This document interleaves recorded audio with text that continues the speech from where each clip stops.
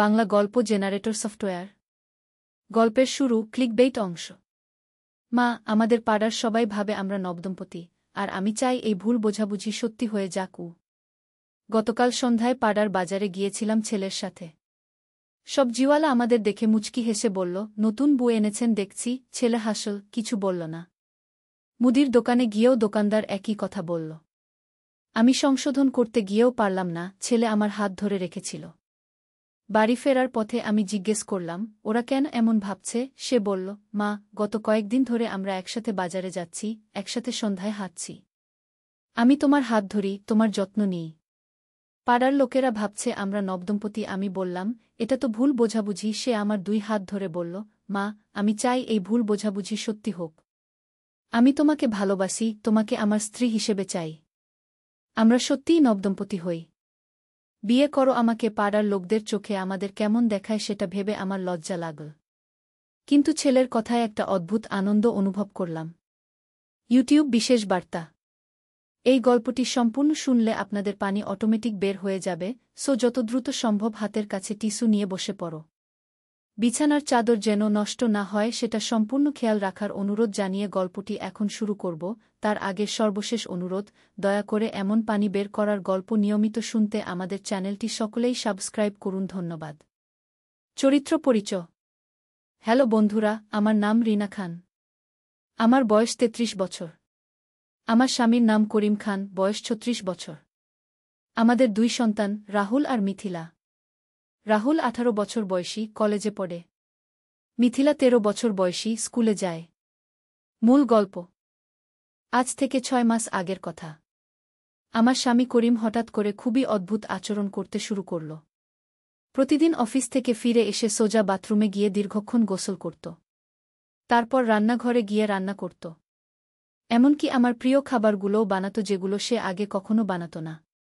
প্রথমে আমি ভাবলাম হয়তো অফিসে কোনো প্রমোশন পেয়েছে বা কোনো ভালো খবর আছে। কিন্তু যখন জিজ্ঞেস করলাম তখন সে শুধু হেসে উড়িয়ে দিল। দিনের পর দিন একই রকম আচরণ। রাতে খাওয়ার পর সে আমার পা টিপে দিত, আমার চুল আঁচড়ে দিত। এমনকি আমার সাথে নিয়ে সিনেমা দেখতেও যেত। আমি প্রথমে খুশি হয়েছিলাম। ভাবলাম আমার স্বামী হয়তো আরও রোমান্টিক হয়ে গেছে। কিন্তু যতদিন যেতে লাগল আমার মধ্যে একটা অন্যরকম সন্দেহ কাজ করতে শুরু করল। এত পরিবর্তন হঠাৎ করে কেন? কোনো গোপন কারণ আছে নাকি? একদিন আমি তার মোবাইল ফোনটা চেক করতে গেলাম। দেখলাম সে প্রতিদিন একটা নম্বরে ফোন করছে। নম্বরটা আমার অচেনা। আমি সেই নম্বরে ফোন করলাম। ওপাশ থেকে একটা মেয়ের গলা শুনতে পেলাম। মেয়েটি বলল, হ্যালো, কে বলছেন? আমি বললাম, আপনি কে? আপনার সাথে আমার স্বামীর কেমন সম্পর্ক? মেয়েটি একটু চুপ থেকে বলল, আপনি করিম ভাইয়ের স্ত্রী নাকি? আমি তাসনিম। আমি একটা কুকিং ক্লাসের ইনস্ট্রাক্টর। করিম ভাই আমার কাছে রান্না শিখছে। আমার মাথা ঘুরে গেল। আমার স্বামী গোপনে রান্না শিখছে? কেন? আমি তাসনিমকে জিজ্ঞেস করলাম, কেন রান্না শিখছে সে? তাসনিম বলল, উনি বলেছেন উনার স্ত্রীর জন্য নতুন নতুন খাবার বানাতে চান। আর বলেছেন উনার স্ত্রী খুবই কাজের মানুষ, তাই উনি সব কাজে সাহায্য করতে চান। আমার চোখে পানি এসে গেল। আমি বুঝতে পারলাম আমার স্বামী আমার জন্যই এত কিছু করছে। সে চাইছে আমি যেন একটু আরাম পাই। তাসনিমের সাথে কথা শেষ করে আমি বাড়িতে বসে থাকলাম। সন্ধ্যায় করিম অফিস থেকে ফিরল। আজও তার হাতে বাজারের ব্যাগ। আজও সে সোজা বাথরুমে গেল। তারপর রান্নাঘরে। আমি রান্নাঘরে গিয়ে দেখলাম সে আমার পছন্দের চিকেন কারি বানাচ্ছে। আর সাথে পোলাও। আমি পেছন থেকে তার কোমর জড়িয়ে ধরলাম। সে চমকে উঠল। কি ব্যাপার রিনা? আমি বললাম, আমি তাসনিমের সাথে কথা বলেছি। তার হাত থেমে গেল। সে ধীরে ধীরে ঘুরে আমার দিকে তাকাল। তুমি জানো? আমি মাথা নেড়ে বললাম, হ্যাঁ, আমি সব জানি। তুমি আমার জন্য গোপনে রান্না শিখছ গো। তার মুখে একটা লাজুক হাসি ফুটে উঠল। আমি তোমাকে সারপ্রাইজ দিতে চেয়েছিলাম। তুমি সারাদিন এত কাজ করো। আমি চেয়েছিলাম তোমার একটু আরাম হোক। আমি তার গালে একটা চুমু দিলাম। তুমি জানো আমি এই 6 মাসে কতটা খুশি ছিলাম? তুমি আমার জন্য এত কিছু করছো দেখে। সে আমাকে জড়িয়ে ধরল। আমি আরও ভালো স্বামী হতে চাই রিনা। আমি চাই আমাদের সংসারটা আরও সুন্দর হোক। আমি তার চোখের দিকে তাকিয়ে বললাম, তুমি ইতিমধ্যেই পৃথিবীর সেরা স্বামী গু। সেদিন রাতে খাবার টেবিলে বসে আমরা সবাই একসাথে খেলাম। রাহুল আর মিথিলা তাদের বাবার রান্নার প্রশংসা করল। করিমের মুখে গর্বের হাসি। খাওয়া শেষে আমি করিমকে বললাম, তুমি আর গোপনে রান্না শিখতে যেও না। আমি তোমার সাথে যাব। আমরা একসাথে নতুন রেসিপি শিখব গু। তার চোখ জ্বলে উঠল। সত্যি? আমি মাথা নেড়ে বললাম, হ্যাঁ। আর শুধু রান্না কেন? আমরা একসাথে নাচ শিখতে পারি, একসাথে যোগ ব্যায়াম করতে পারি। আমাদের সময়টা আরও সুন্দর করে কাটাতে পারি গি। পরের দিন সকালে আমরা একসাথে তাসনিমের কুকিং ক্লাসে গেলাম। তাসনিম খুব সুন্দর একটা মেয়ে। তার বয়স প্রায় 25 বছর। সে আমাদের দেখে খুশি হল। আপনারা একসাথে এসেছেন? খুবই ভালো। দম্পতিরা একসাথে রান্না শিখলে তাদের বন্ধন আরও মজবুত হয় গ। সেদিন আমরা চাইনিজ খাবার বানানো শিখলাম। আমি আর করিম একসাথে সবজি কাটলাম, একসাথে রান্না করলাম। মাঝে মাঝে আমাদের হাসিঠাট্টা হল। এমনকি একবার করিমের গায়ে সস লেগে গেলে আমি তা মুছে দিলাম। তাসনিম আমাদের দিকে তাকিয়ে বলল, আপনাদের দেখে মনে হচ্ছে নতুন বিয়ে হয়েছে গি। আমরা দুজনেই হেসে ফেললাম। সেদিন থেকে আমাদের জীবনে নতুন একটা মাত্রা যোগ হল। প্রতি সপ্তাহে আমরা একসাথে কুকিং ক্লাসে যেতাম। বাড়িতে এসে নতুন রেসিপি ট্রাই করতাম। রাহুল আর মিথিলাও আমাদের সাথে রান্নায় অংশ নিত। একদিন রাহুল বলল, মা, বাবা, তোমরা আগের চেয়ে অনেক বেশি খুশি থাকো এখন গু। মিথিলা বলল, হ্যাঁ, আমাদের বাড়িটা এখন আরও সুন্দর লাগে। তোমরা সব সময় হাসো উ। আমি করিমের দিকে তাকালাম। সে আমার হাত ধরে বলল, আমরা একসাথে যা কিছু করি সবটাই আরও সুন্দর লাগে উ। 3 মাস পর তাসনিম আমাদের একটা সার্টিফিকেট দিল। আমরা তার কুকিং কোর্স সফলভাবে সম্পন্ন করেছি। এখন আপনারা নিজেরাই অন্যদের রান্না শেখাতে পারবেন, সে বলল। আমি আর করিম একে অপরের দিকে তাকালাম। আমাদের মনে একই চিন্তা। বাড়িতে এসে আমরা রাহুল আর মিথিলার সাথে আলোচনা করলাম। আমরা ঠিক করলাম আমাদের বাড়িতেই একটা ছোট কুকিং ক্লাস চালু করব। আমাদের পাড়ার যারা রান্না শিখতে চায় তারা আসতে পারবে। আমাদের প্রথম ব্যাচে 5 জন এসেছিল। 3 জন গৃহিণী আর 2 জন ছাত্র। আমরা তাদের বেসিক রান্না শেখালাম। তারা খুব উৎসাহের সাথে শিখল। ধীরে ধীরে আমাদের কুকিং ক্লাসের খ্যাতি ছড়িয়ে গেল। আরও মানুষ আসতে শুরু করল। আমি আর করিম একসাথে ক্লাস নিতাম। আমাদের সহযোগিতার ব্যাপারটা সবার খুব ভালো লাগত। একদিন আমাদের কাছে একজন নববিবাহিত দম্পতি এসেছিল। তারা একসাথে রান শিখতে চেয়েছিল। আপনাদের দেখে আমাদের খুব ভালো লাগে, মেয়েটি বলল। আপনারা কত সুন্দরভাবে একসাথে কাজ করেন গু। ছেলেটি বলল, আমরাও আপনাদের মতো হতে চাই। একসাথে সবকিছু করতে চাই উ। আমি তাদের বললাম, বিয়ের পর সবকিছুই নতুন লাগে। কিন্তু আসল ব্যাপার হলো একে অপরকে বোঝা আর সাহায্য করা। করিম বলল, আমি আর রিনা 15 বছর একসাথে আছি। কিন্তু এই কুকিং ক্লাস শুরু করার পর আমাদের মধ্যে নতুন একটা বোঝাপড়া তৈরি হয়েছে গি। সেদিন ক্লাসের পর সেই দম্পতি আমাদের অনেক ধন্যবাদ দিয়ে গেল। তারা বলেছিল আমাদের দেখে তাদের মনে একটা নতুন আশা জেগেছে। রাতে খাবার সময় রাহুল বলল, মা, বাবা, তোমাদের কুকিং ক্লাস দেখে আমার মনে হয় তোমরা শুধু রান্না শেখাও না, তোমরা মানুষকে ভালোবাসা শেখাও উ। মিথিলা বলল, হ্যাঁ, যারা তোমাদের কাছে আসে তারা সবাই খুশি হয়ে যায় উ। আমি করিমের দিকে তাকালাম। তার চোখে একটা সন্তুষ্টির ভাব। তুমি জানো রিনা, সে বলল, আমি যখন প্রথম গোপনে রান্না শিখতে গিয়েছিলাম তখন শুধু তোমার জন্য ভালো কিছু করতে চেয়েছিলাম। কিন্তু এখন দেখছি আমাদের এই ছোট উদ্যোগ আরও অনেক মানুষের কাজে লাগছে গি। আমি তার হাত ধরে বললাম, এটাই তো জীবনের সৌন্দর্য। আমরা যখন কারো জন্য ভালো কিছু করি তখন সেটা আরও অনেক মানুষের কাছে পৌঁছে যায় উ। আজ আমাদের কুকিং ক্লাস চালু হয়ে 1 বছর হয়ে গেছে। আমাদের কাছে বিভিন্ন বয়সের মানুষ আসে। কেউ নতুন বিয়ে করেছে, কেউ বাচ্চাদের জন্য স্বাস্থ্যকর খাবার বানাতে চায়, কেউ বা শুধু নতুন কিছু শিখতে চায়। প্রতিটি মানুষের সাথে আমাদের একটা অন্যরকম বন্ধুত্ব তৈরি হয়েছে। আমরা শুধু তাদের রান্না শেখাই না, তাদের জীবনের গল্প শুনি। কখনো কেউ সমস্যায় পড়লে আমরা পরামর্শ দিই। গত মাসে একটা মেয়ে এসেছিল। তার বিয়ে হয়ে 6 মাস। শাশুড়ি তার রান্না পছন্দ করেন না বলে সে খুব দুঃখিত ছিল। আমি তাকে বলেছিলাম, প্রতিটা বাড়ির রান্নার স্বাদ আলাদা। তুমি ধৈর্য ধরো।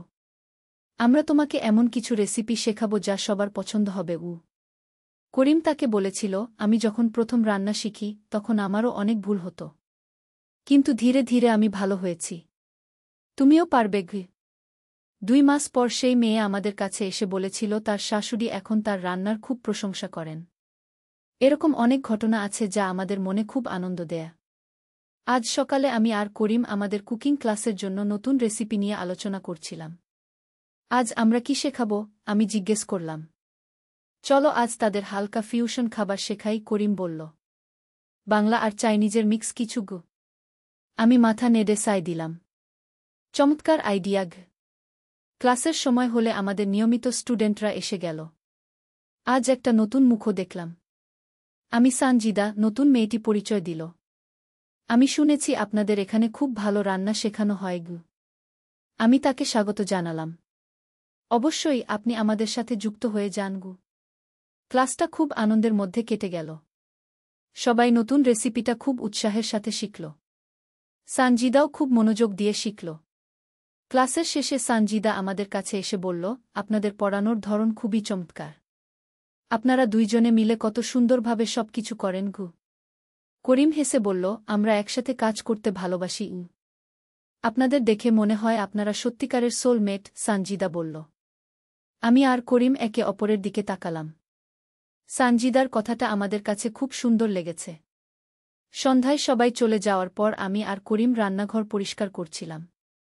তুমি জানো, আমি বললাম, আজ সানজিদা যা বলেছে সেটা আমার কাছে খুব সত্য মনে হয়েছে। কি বলেছিল? করিম জিজ্ঞেস করল। সোলমেট। আমি মনে করি আমরা সত্যিই একে অপরের জন্য তৈরি। করিম আমার কাছে এসে দাঁড়াল। তুমি ঠিকই বলেছ। আমি যখন তোমার জন্য গোপনে রান্না শিখতে গিয়েছিলাম তখন বুঝতে পারিনি যে এটা আমাদের জীবনে এত বড় পরিবর্তন আনবে। আমি তার গালে হাত রাখলাম। আমাদের ভালোবাসা শুধু আমাদের মধ্যেই সীমাবদ্ধ নেই। এটা আরও অনেক মানুষের জীবনে আনন্দ নিয়ে এসেছে। রাতে খাবারের টেবিলে আমরা 4 জন বসে আছি। আজ মিথিলা একটা মজার কথা বলল। মা, বাবা, আমি আমার বন্ধুদের কাছে তোমাদের নিয়ে গর্ব করি। তোমরা এত ভালো কাজ করো। রাহুল বলল, হ্যাঁ, আমার কলেজের অনেক বন্ধু তোমাদের কুকিং ক্লাসে আসতে চায়। আমি খুশি হয়ে বললাম, তারা চাইলে আসতে পারে। করিম বলল, আমাদের এই ছোট কুকিং ক্লাস এখন আমাদের পরিবারের একটা গুরুত্বপূর্ণ অংশ হয়ে গেছে। সত্যিই তাই। আমাদের জীবনটা এখন আরও পরিপূর্ণ লাগে। আমরা শুধু নিজেদের নিয়েই ব্যস্ত নেই, আমরা অন্যদের জীবনেও আনন্দ নিয়ে আসতে পারছি। আজ রাতে বিছানায় শুয়ে আমি আর করিম আমাদের ভবিষ্যৎ পরিকল্পনা নিয়ে কথা বলছিলাম। তুমি কি ভাবো? আমি বললাম, আমরা কি আমাদের কুকিং ক্লাসটা আরও বড় করতে পারি? করিম একটু ভেবে বলল, হ্যাঁ, পারি। কিন্তু তার আগে আমাদের নিজেদের আরও দক্ষ করতে হবে। হয়তো আমরা কোনো প্রফেশনাল কোর্স করতে পারি। আমার মনে একটা নতুন আইডিয়া এলো। শোনো, আমি একটা কথা ভাবছি। আমরা যদি অনলাইনেও ক্লাস নেওয়া শুরু করি তাহলে কেমন হয়? তার চোখ জ্বলে উঠল। দারুণ আইডিয়া। তাহলে ঘরে বসে অনেক মানুষ আমাদের কাছ থেকে রান্না শিখতে পারবে। আমরা রাত 2টো পর্যন্ত এই নিয়ে কথা বললাম। আমাদের স্বপ্নের কথা, আমাদের পরিকল্পনার কথা। পরের দিন সকালে ঘুম থেকে উঠে দেখি করিম ইতিমধ্যে উঠে গেছে। রান্নাঘর থেকে চায়ের গন্ধ আসছে। আমি নিচে গিয়ে দেখি সে আমার জন্য চা বানিয়ে রেখেছে। এমনকি আমার পছন্দের বিস্কুটও প্লেটে সাজিয়ে রেখেছে। গুড মর্নিং, সে হাসতে হাসতে বলল। Good morning. তুমি আজ খুব তাড়াতাড়ি উঠেছ দেখছি। হ্যাঁ, আমি গতকাল রাতে আমাদের অনলাইন ক্লাসের ব্যাপারে ভেবেছি। আমার মনে হচ্ছে আমাদের একটা ইউটিউব চ্যানেল খোলা উচিত। আমি উৎসাহিত হয়ে বললাম, সত্যি? সেটা খুবই ভালো আইডিয়া। আমি ইতিমধ্যে কিছু রিসার্চও করে ফেলেছি। দেখেছি কুকিং চ্যানেলগুলো বেশ জনপ্রিয়। সেদিন সকালে রাহুল আর মিথিলা স্কুল কলেজে চলে যাওয়ার পর আমরা দুজনে বসে বিস্তারিত পরিকল্পনা করলাম। করিম বলল, আমাদের চ্যানেলের নাম কি দেব? আমি একটু ভেবে বললাম, রিনা করিমের রান্নাঘর কেমন?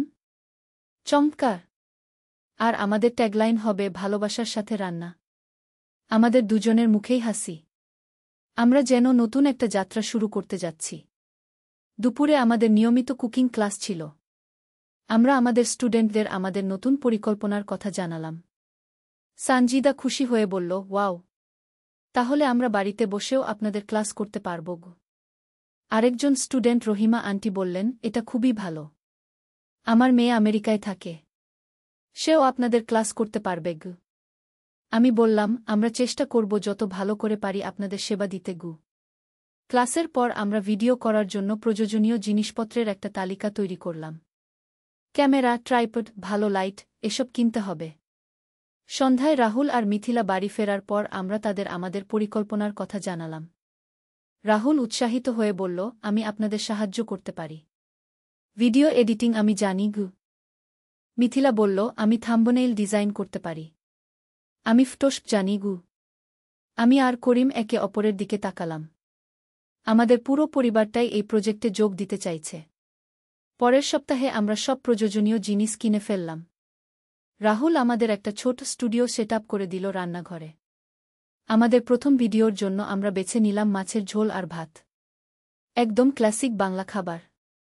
ভিডিও করার সময় প্রথমে একটু অস্বস্তি লাগছিল। ক্যামেরার সামনে কথা বলা আর সরাসরি মানুষদের সামনে কথা বলা আলাদা ব্যাপার। কিন্তু করিম আমাকে সাহস দিল। তুমি ভাবো আমরা আমাদের স্টুডেন্টদের সাথেই কথা বলছি। কোনো ভয় নেই। ধীরে ধীরে আমরা স্বাভাবিক হয়ে গেলাম। আমরা ঠিক যেভাবে আমাদের ক্লাসে পড়াই সেভাবেই ভিডিওতে বললাম। রাহুল ভিডিওটা এডিট করে আপলোড করে দিল। মিথিলা একটা সুন্দর থাম্বনেইল বানাল। আমাদের প্রথম ভিডিও আপলোডের পর আমরা সবাই মিলে বসে থাকলাম। দেখছিলাম কেউ দেখছে কিনা। প্রথম দিনেই 50টা ভিউ পেলাম। আর 5টা লাইক। একটা কমেন্টও এলো। কমেন্টে লেখা ছিল, খুবই সুন্দর ভিডিও। আপনাদের পড়ানোর ধরন খুব ভালো লেগেছে গি। আমি আর করিম দুজনেই খুশি হয়ে গেলাম। পরের সপ্তাহে আমরা আরেকটা ভিডিও বানালাম। এবার চিকেন কারি। এই ভিডিওতে আরও ভিউ পেলাম। আর কমেন্টও বেড়েছে। একটা কমেন্টে একজন লিখেছে, আপনারা দুইজনে মিলে রান্না করেন দেখে খুব ভালো লাগে। আমি আমার স্বামীর সাথে আপনাদের দেখে রান্না করি। আরেকজন লিখেছে, আপনাদের রেসিপিগুলো খুবই সহজ। আমি নতুন বিয়ে করেছি। আপনাদের ভিডিও দেখে রান্না শিখছি গু। এরকম কমেন্ট দেখে আমাদের মন ভরে যেত। আমরা বুঝতে পারছিলাম আমাদের ভিডিওগুলো সত্যিই মানুষের কাজে লাগছে। 3 মাস পর আমাদের চ্যানেলে 500 সাবস্ক্রাইবার হয়ে গেল। আমরা সপ্তাহে 2টা করে ভিডিও আপলোড করতাম। একদিন আমাদের কাছে একটা মেসেজ এলো। একজন মেয়ে লিখেছে যে সে আমেরিকায় থাকে। আমাদের ভিডিও দেখে সে বাংলা রান্না শিখেছে। তার আমেরিকান বন্ধুরা তার রান্নার খুব প্রশংসা করে। আরেকজন লিখেছে যে সে একজন কর্মজীবী মা। আমাদের কুইক রেসিপিগুলো তার খুব কাজে লাগে। এরকম মেসেজ পেলে আমাদের কাজ করার আরও উৎসাহ হতো। 6 মাস পর আমাদের চ্যানেলে 10,000 সাবস্ক্রাইবার হয়ে গেল। ইউটিউব থেকে আমাদের কাছে মনিটাইজেশনের অফার এলো। করিম বলল, এখন আমাদের এই কাজ থেকে কিছু আজও হবে গি। আমি বললাম, টাকা পয়সার চেয়ে বড় ব্যাপার হলো আমরা মানুষের কাছে পৌঁছাতে পারছি। 1 বছর পর আমাদের চ্যানেলে 50,000 সাবস্ক্রাইবার হলো। আমরা শুধু রান্নার ভিডিওই বানাতাম না। মাঝে মাঝে আমাদের পারিবারিক মুহূর্তগুলোও শেয়ার করতাম। একটা ভিডিওতে আমরা দেখিয়েছিলাম কিভাবে রাহুল আর মিথিলা আমাদের সাহায্য করে। সেই ভিডিওটা খুব ভাইরাল হয়েছিল। কমেন্টে অনেকে লিখেছিল, আপনাদের পরিবারটা খুব সুন্দর। আপনারা সবাই মিলে কাজ করেন গু। একদিন আমাদের কাছে একটা টিভি চ্যানেল থেকে ফোন এলো। তারা আমাদের তাদের চ্যানেলে একটা কুকিং শো করার প্রস্তাব দিল। আমি আর করিম অনেক আলোচনা করে ঠিক করলাম যে আমরা এই প্রস্তাব গ্রহণ করব।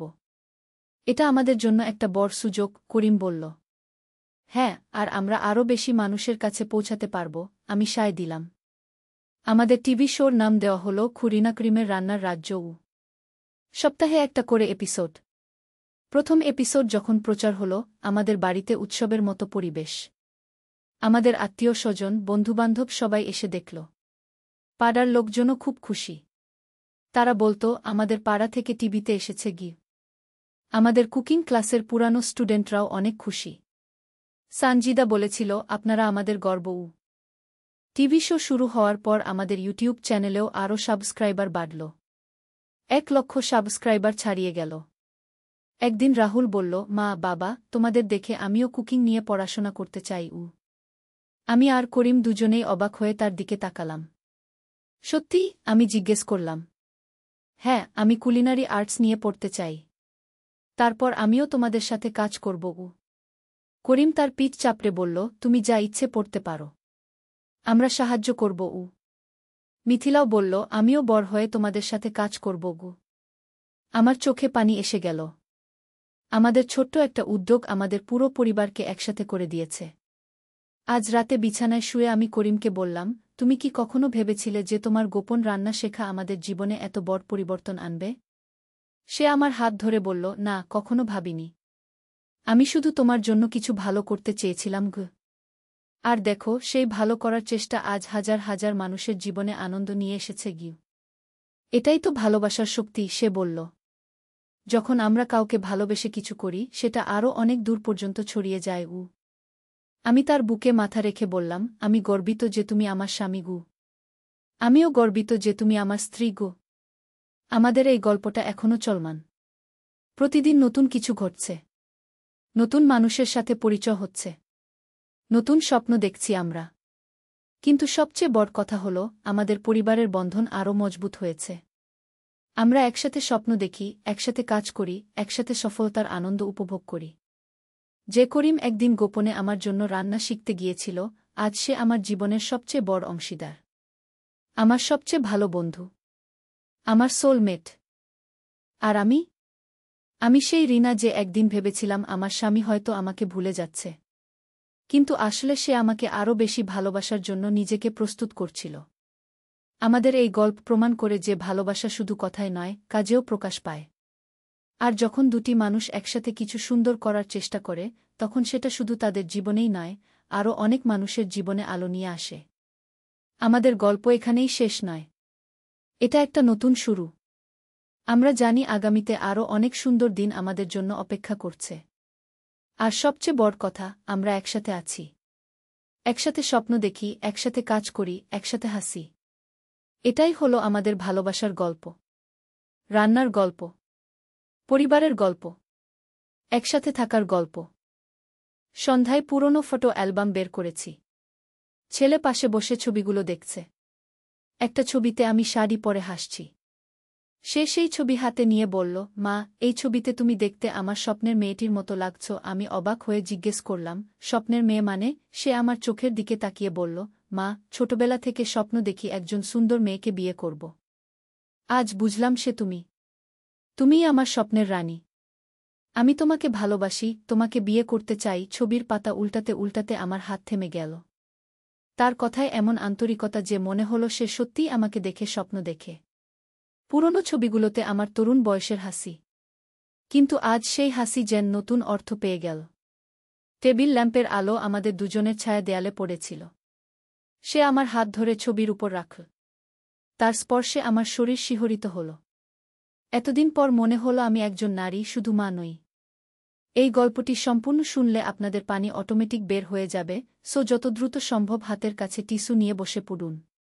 বিছানার চাদর যেন নষ্ট না হয় সেটা সম্পূর্ণ খেয়াল রাখার অনুরোধ জানিয়ে গল্পটি এখন শুরু করব। তার আগের সর্বশেষ অনুরোধ, দয়া করে এমন পানি বের করার গল্প নিয়মিত শুনতে আমাদের চ্যানেলটি সকলেই সাবস্ক্রাইব করুন। ধন্যবাদ।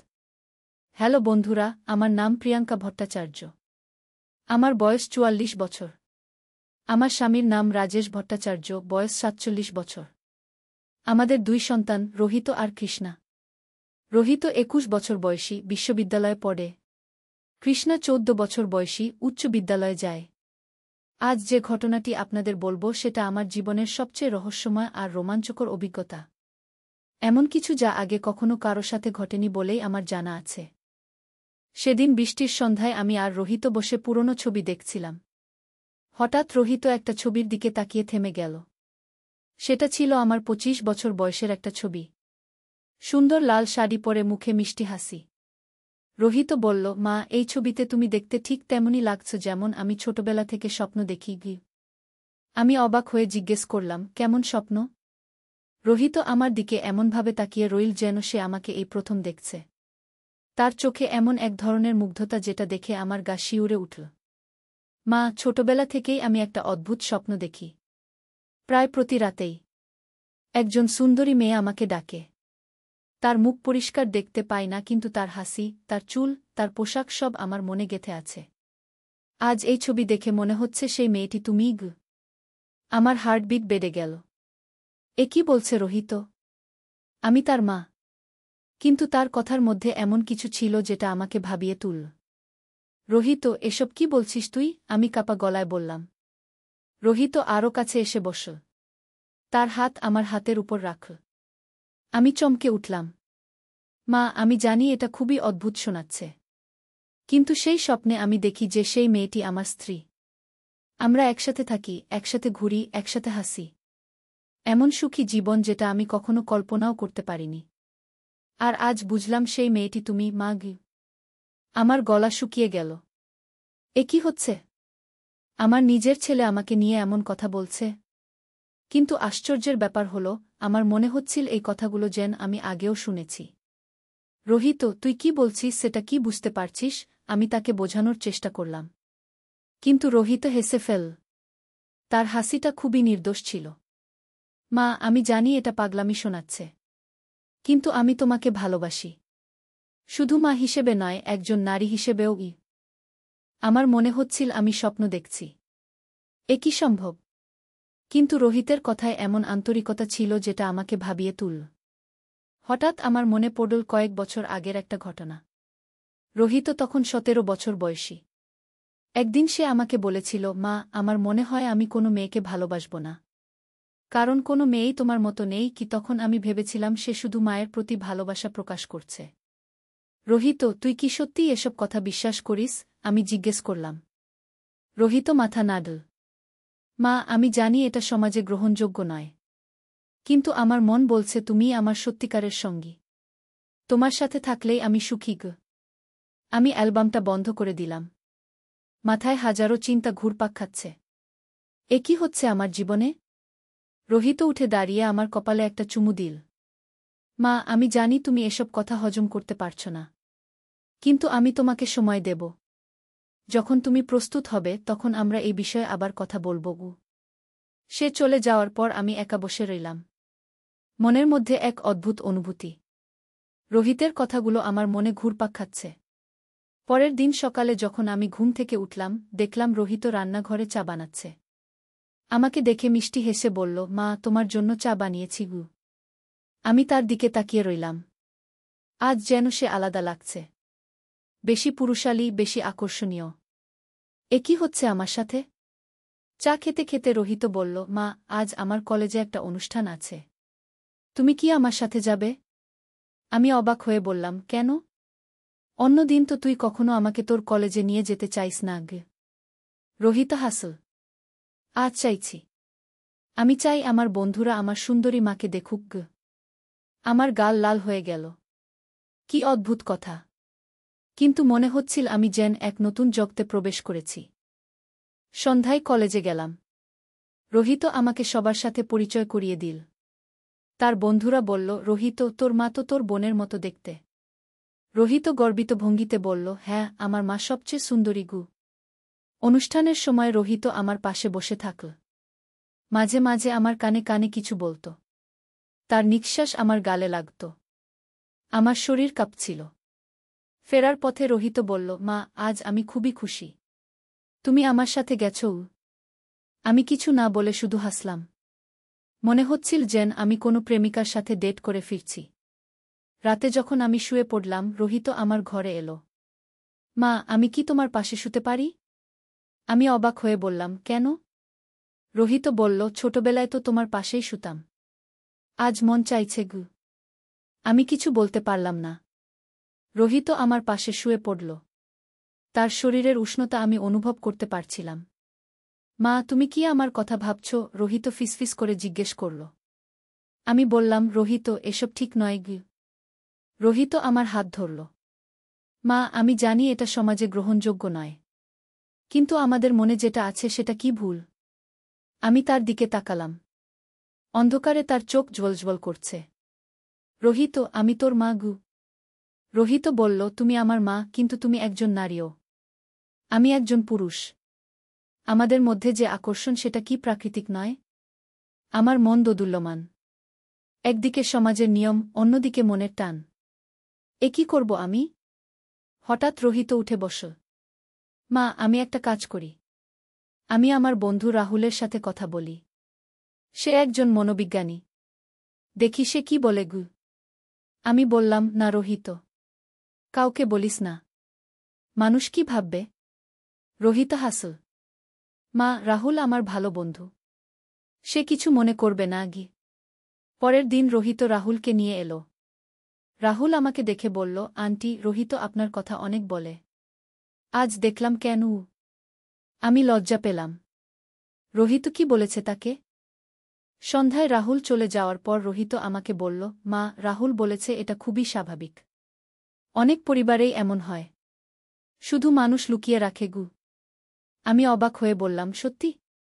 রোহিত মাথা নাড়ল। হ্যাঁ, রাহুল বলেছে আমাদের যদি একে অপরের প্রতি আকর্ষণ থাকে এবং আমরা দুজনেই সম্মত থাকি, তাহলে এতে কোনো সমস্যা নেই। আমার মন আরও কনফিউজড হয়ে গেল। রাহুল একজন শিক্ষিত ছেলে। সে যদি বলে এতে কোনো সমস্যা নেই, তাহলে হয়তো সত্যিই নেই। সেই রাতে রোহিত আবার আমার ঘরে এলো। এবার সে আরও কাছে এসে শুয়ে পড়ল। তার হাত আমার কোমরে রাখল। মা, আমি কি তোমাকে জড়িয়ে ধরতে পারি? রোহিত জিজ্ঞেস করল। আমার হার্টবিট বেড়ে গেল। কিন্তু কেন জানি আমি মাথা নাড়লাম। রোহিত আমাকে জড়িয়ে ধরল। আমি তার বুকের উষ্ণতা অনুভব করলাম। এমন অনুভূতি অনেক দিন পর। মা, তুমি কেমন আছো? রোহিত ফিসফিস করে বলল। আমি বললাম, ভালো আছি। রোহিত আমার কপালে চুমু দিল। মা, আমি তোমাকে ভালোবাসি। আমি চোখ বন্ধ করে শুয়ে রইলাম। মনে হচ্ছিল যেন আমি স্বর্গে আছি। এভাবে কয়েকদিন কেটে গেল। রোহিত প্রতিদিন আমার সাথে বেশি সময় কাটানোর চেষ্টা করত। আমাকে ছোট ছোট উপহার দিত। আমার জন্য বিশেষ খাবার বানাত। একদিন রাজেশ অফিস থেকে ফিরে বলল, প্রিয়াঙ্কা, রোহিতকে দেখছি আজকাল খুবই যত্নশীল হয়ে উঠেছে তোমার প্রতি। আমি চমকে গেলাম। রাজেশ কি কিছু সন্দেহ করেছে? রাজেশ হেসে বলল, ভালো কথা। ছেলেটা বড় হয়েছে। এখন বুঝতে পারে মা কতটা গুরুত্বপূর্ণ। আমি স্বস্তির নিঃশ্বাস ফেললাম। রাজেশ কিছু সন্দেহ করেনি। কিন্তু পরের দিন একটা বড় সমস্যা হল। কৃষ্ণা আমাকে বলল, মা, রোহিত দাদা কি তোমার সাথে প্রতি রাতে শোয়া? আমি ঘাবড়ে গেলাম। কেন? তুই কি দেখেছিস? কৃষ্ণা বলল, গতকাল রাতে পানি খেতে গিয়েছিলাম। দেখলাম রোহিত দাদা তোমার ঘরে গি। আমি তাড়াতাড়ি বললাম, ওর কি যেন একটা স্বপ্ন হয়েছিল। ভয় পেয়েছিল। তাই আমার কাছে এসেছিল। কৃষ্ণা সন্দেহের চোখে তাকাল। মা, দাদার তো এখন 21 বছর বয়স। স্বপ্ন দেখে ভয় পাওয়ার কি আছে? আমি কিছু বলতে পারলাম না। কৃষ্ণা চলে গেল, কিন্তু আমি বুঝলাম সে সন্দেহ করছে। সেদিন সন্ধ্যায় রোহিতকে ডেকে বললাম, রোহিত, কৃষ্ণা কিছু সন্দেহ করছে। এভাবে চলতে পারে না গি। রোহিত বলল, মা, তাহলে আমরা কি করব? আমি ভাবলাম, এই সম্পর্ক চালিয়ে যাওয়া ঠিক নয়। কিন্তু রোহিতের প্রতি আমার একটা আকর্ষণ তৈরি হয়ে গেছে। হঠাৎ আমার মনে একটা পরিকল্পনা এলো। রোহিত, তুই কি আমার সাথে কোথাও দূরে যেতে পারবি? কয়েকদিনের জন্য? রোহিত খুশি হয়ে বলল, অবশ্যই মা। কোথায় যাব? আমি বললাম, আমার মামাতো বোন সুমিত্রা পার্বতীপুরে থাকে। তার কাছে যেতে পারি। বলবো তোকে ঘুরাতে নিয়ে যাচ্ছি। রোহিত আনন্দে লাফিয়ে উঠল। চমৎকার আইডিয়া মা। পরের দিন আমরা পার্বতীপুরের উদ্দেশ্যে রওনা হলাম। রাজেশ আর কৃষ্ণাকে বলে এলাম যে রোহিতকে একটু ঘুরাতে নিয়ে যাচ্ছি। ট্রেনে বসে রোহিত আমার হাত ধরল। মা, আমি খুবই খুশি। শুধু তুমি আর আমি। আমিও মনে মনে খুশি। কিন্তু একটা অপরাধবোধ কাজ করছিল। পার্বতীপুর পৌঁছে সুমিত্রার বাড়িতে গেলাম। সুমিত্রা আমাদের দেখে খুশি হল। প্রিয়াঙ্কা, এতদিন পর এলি? আর রোহিত কত বড় হয়ে গেছে। আমি বললাম, রোহিতকে একটু ঘুরাতে নিয়ে এসেছি। সুমিত্রা বলল, ভালো করেছিস। ছেলের সাথে মায়ের সম্পর্ক ভালো রাখা খুবই জরুরি। রাতে খাওয়ার পর সুমিত্রা আমাদের একটা রুম দিয়ে বলল, তোরা দুজনে এখানে থাক। আমি বললাম, 2টা আলাদা রুম দরকার। সুমিত্রা হেসে বলল, আরে মা, ছেলে একই রুমে থাকলে কি সমস্যা? আমি তো আমার ছেলের সাথেই থাকি। আমি আর কিছু বলতে পারলাম না। রাতে যখন আমরা শুলাম, রোহিত আমার খুব কাছে এসে শুয়ে পড়ল। মা, এখানে কেউ আমাদের দেখবে না গি। আমার হার্টবিট বেড়ে গেল। সত্যিই তো, এখানে কেউ আমাদের সন্দেহ করবে না। রোহিত আমার গালে হাত রাখল। মা, তুমি খুবই সুন্দর গো। আমি তার দিকে তাকালাম। অন্ধকারে তার চোখ জ্বলজ্বল করছে। রোহিত, আমরা যেটা করছি সেটা কি সঠিক? আমি জিজ্ঞেস করলাম। রোহিত বলল, মা, ভালোবাসা কখনো ভুল হতে পারে না। আমরা একে অপরকে কষ্ট দিচ্ছি না। তাহলে এতে সমস্যা কি? আমি আর কিছু বলতে পারলাম না। রোহিত আমাকে আলতো করে জড়িয়ে ধরল। পরের দিন সকালে ঘুম ভাঙল সুমিত্রার ডাকে। প্রিয়াঙ্কা, উঠো, চা তৈরি। আমি দেখলাম রোহিত আমার পাশেই ঘুমিয়ে আছে। তার মুখে শান্তির হাসি। আমি আলতো করে উঠে স্নান করতে গেলাম। স্নান করার সময় আয়নায় নিজেকে দেখলাম। আমি কি করছি? এটা কি ঠিক? কিন্তু মনের একটা অংশ বলছিল যে এতে কোনো সমস্যা নেই।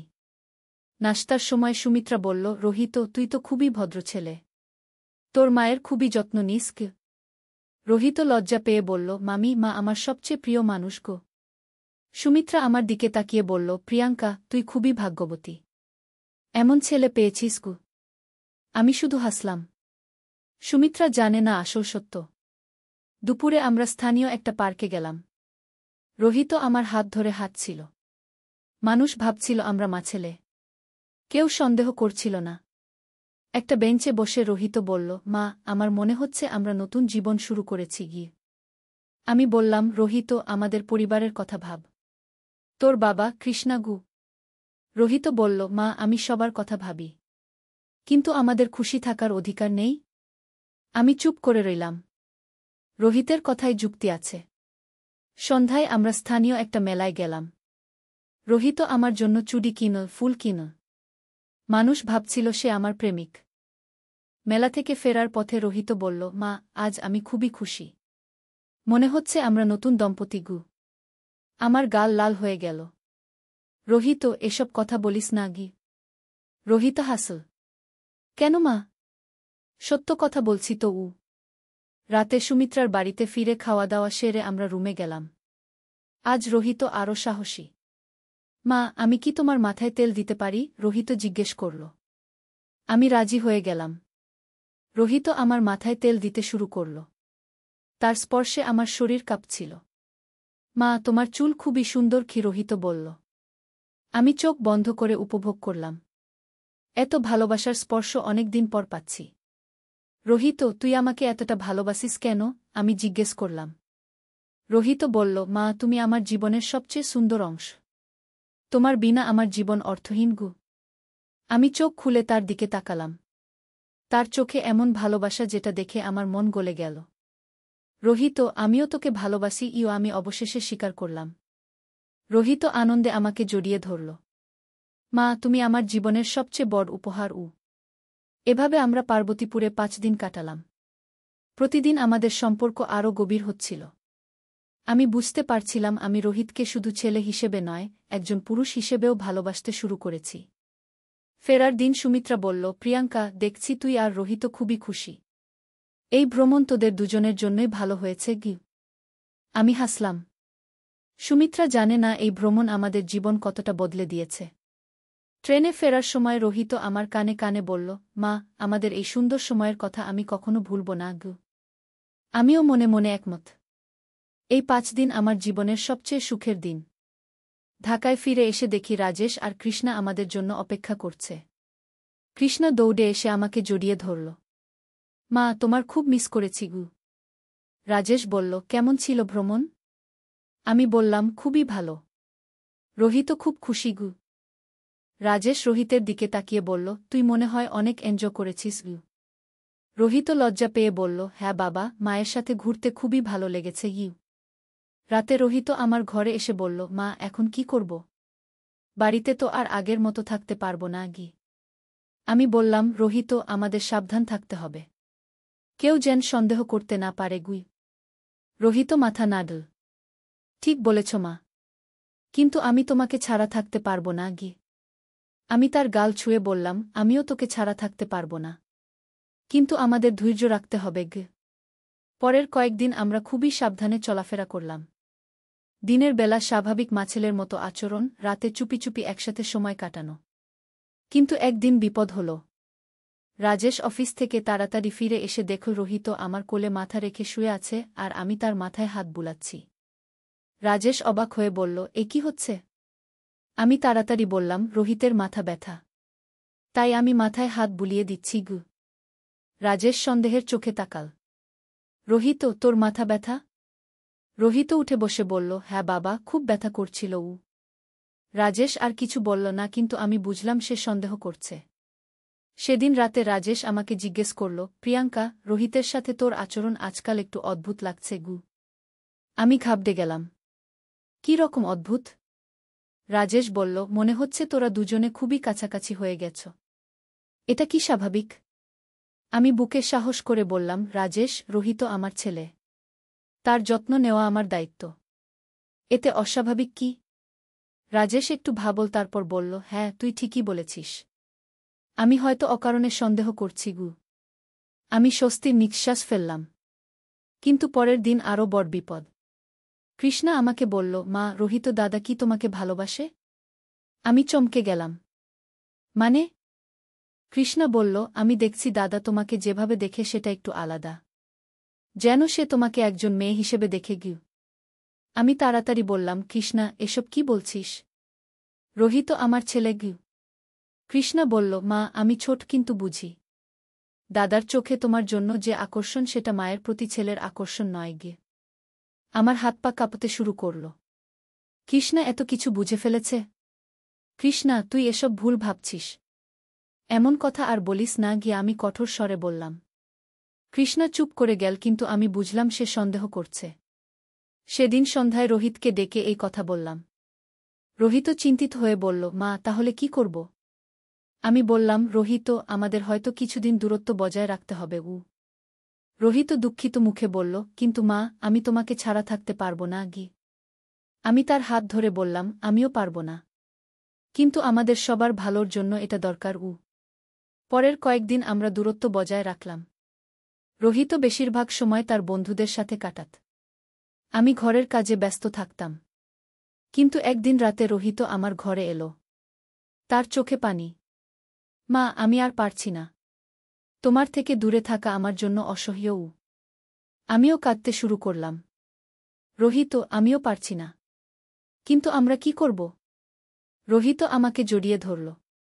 মা, আমার একটা পরিকল্পনা আছে কি। আমি জিজ্ঞেস করলাম, কি পরিকল্পনা? রোহিত বলল, আমি আমার বন্ধু রাহুলের সাথে কথা বলেছি। সে বলেছে তার এক মামার কাছে পাহাড়পুরে একটা ছোট বাড়ি আছে। আমরা সেখানে গিয়ে থাকতে পারি। আমি অবাক হয়ে বললাম, কিন্তু আমাদের পরিবার? রোহিত বলল, মা, আমরা বলবো আমি চাকরি খুঁজতে পাহাড়পুর যাচ্ছি আর তুমি আমার সাথে যাচ্ছ যত্ন নিতে গু। আমি ভাবলাম, এই পরিকল্পনা হয়তো কাজ করতে পারে। কিন্তু রোহিত, রাজেশ রাজি হবে? আমি জিজ্ঞেস করলাম। রোহিত বলল, আমি ব্যাপারটা এমনভাবে বলবো যে বাবা রাজি হয়ে যাবে গু। পরের দিন রোহিত রাজেশকে বলল, বাবা, আমি পাহাড়পুরে একটা চাকরির সুযোগ পেয়েছি। কয়েক মাসের জন্য যেতে হবে গু। রাজেশ খুশি হয়ে বলল, চমৎকার। চাকরিটা কি ধরনের? রোহিত বলল, একটা কোম্পানির মার্কেটিং বিভাগে। রাহুলের মামা সেখানে আছেন। তিনি বলেছেন গু। রাজেশ বলল, ভালো কথা। কবে যাবি? রোহিত বলল, পরের সপ্তাহে। কিন্তু আমার একটা সমস্যা আছে গি। রাজেশ জিজ্ঞেস করল, কি সমস্যা? রোহিত বলল, আমি একা থাকতে পারব না। মায়ের খুব দরকার। তিনি কি আমার সাথে যেতে পারেন? রাজেশ ভাবল। তারপর বলল, হ্যাঁ, যেতে পারে। প্রিয়াঙ্কারও একটু চেঞ্জ দরকার গু। আমি অভিনয় করে বললাম, কিন্তু রাজেশ, তোমাদের কি হবে? রাজেশ বলল, আমরা ঠিক থাকব। তুই রোহিতের সাথে যা। ছেলেটার চাকরির শুরুতে মায়ের সাহায্য দরকার।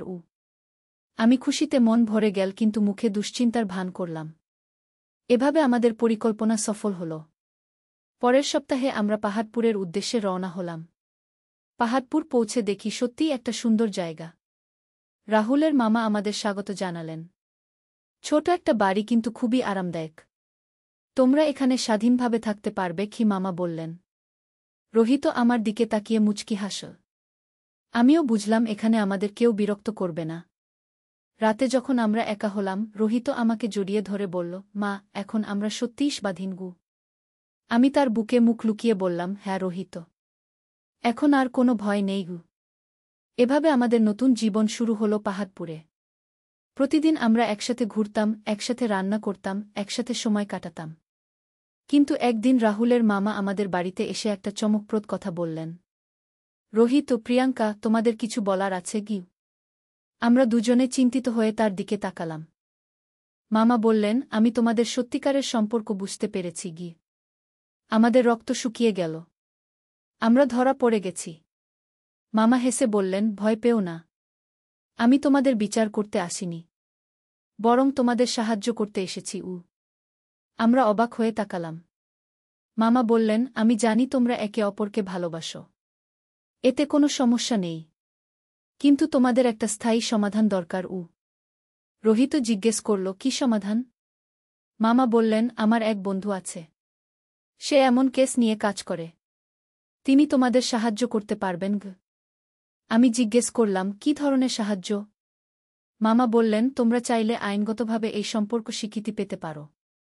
অবশ্য সেটা এদেশে সম্ভব নয়, কিন্তু বিদেশে সম্ভব। রোহিত আগ্রহী হয়ে বলল, বিদেশে? মামা বললেন, হ্যাঁ, কিছু দেশে এমন সম্পর্ক আইনগত।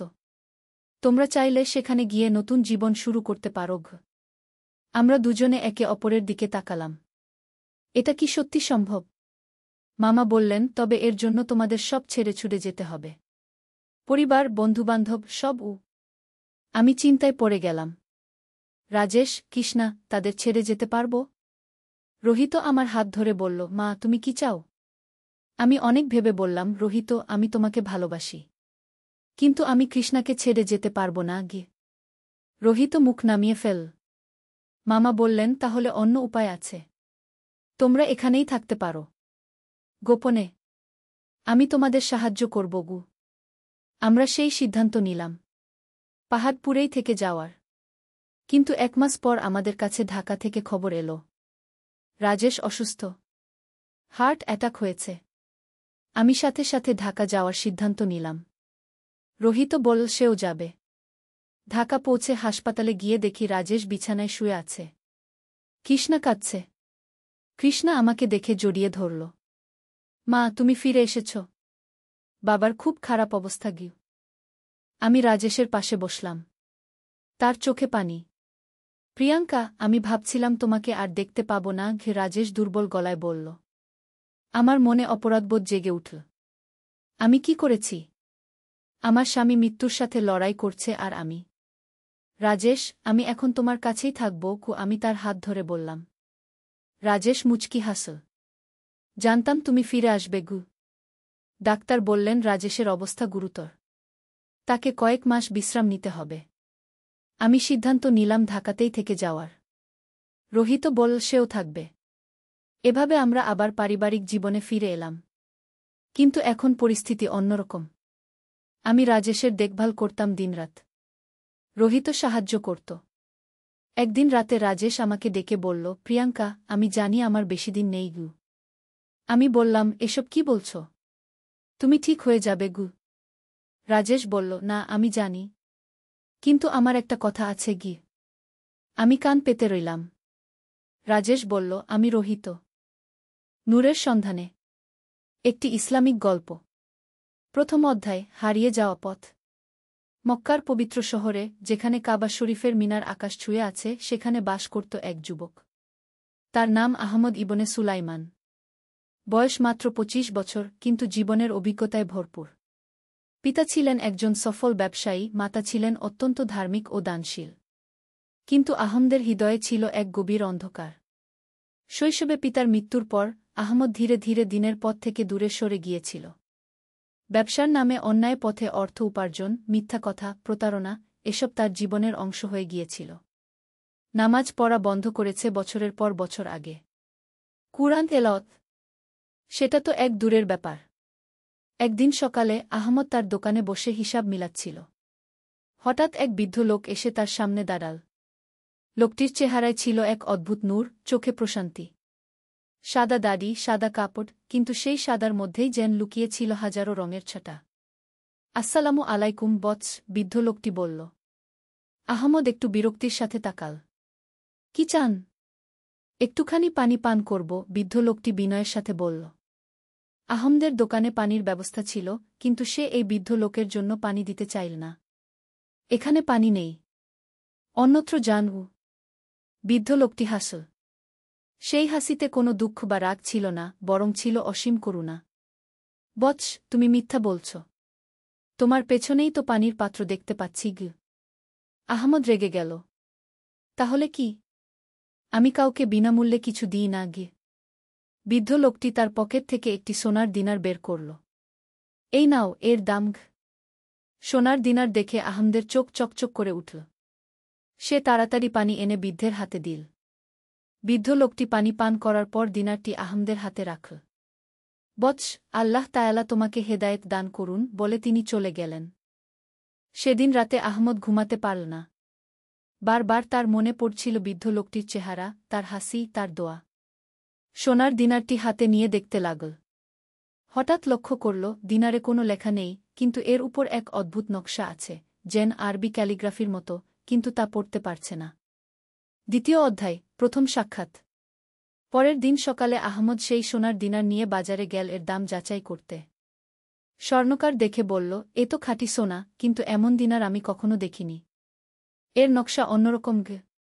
এর দাম কত? আহমদ জিজ্ঞেস করল। কমপক্ষে 100 দিনার, স্বর্ণকার বলল। আহমদ অবাক হয়ে গেল। এক গ্লাস পানির জন্য 100 দিনারের দাম! সে তাড়াতাড়ি তার দোকানে ফিরে গেল। সারাদিন সেই বৃদ্ধ লোকটির অপেক্ষা রইল, কিন্তু তিনি আর এলেন না। দিন পার হতে লাগল। আহমদ প্রতিদিন সেই দিনারটি হাতে নিয়ে দেখত। অদ্ভুত ব্যাপার হল, দিনারটি হাতে নেওয়ার সময় তার মনে এক ধরনের প্রশান্তি আসত। রাতে ঘুমানোর আগে দিনারটি বুকের উপর রেখে শুয়ে থাকত, আর তখন তার স্বপ্নে আসত নানা রকম দৃশ্য। কখনো দেখত সে মক্কার পবিত্র কাবা ঘরের চারিদিকে তাওয়াফ করছে, কখনো দেখত মদিনার রওয়া শরীফে হাজির হয়ে কাঁদছে।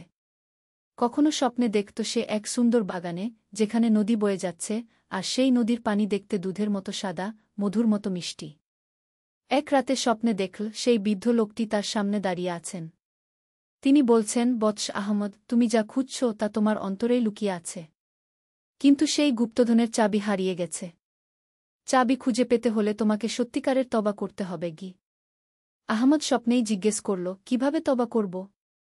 আমি তো অনেক পাপ করেছি। বৃদ্ধ লোকটি হাসলেন। আল্লাহর রহমত তার গজবের চেয়ে অনেক বেশি। তিনি ক্ষমাশীল, দয়ালু। তুমি শুধু সত্যিকারের অনুশোচনা নিয়ে তার কাছে ফিরে যাও। ঘুম ভেঙে গেল আহমদের। সময় তখন ফজরের আয়ানের ঠিক আগে। অন্ধকার আকাশে তখনও তারার আলো।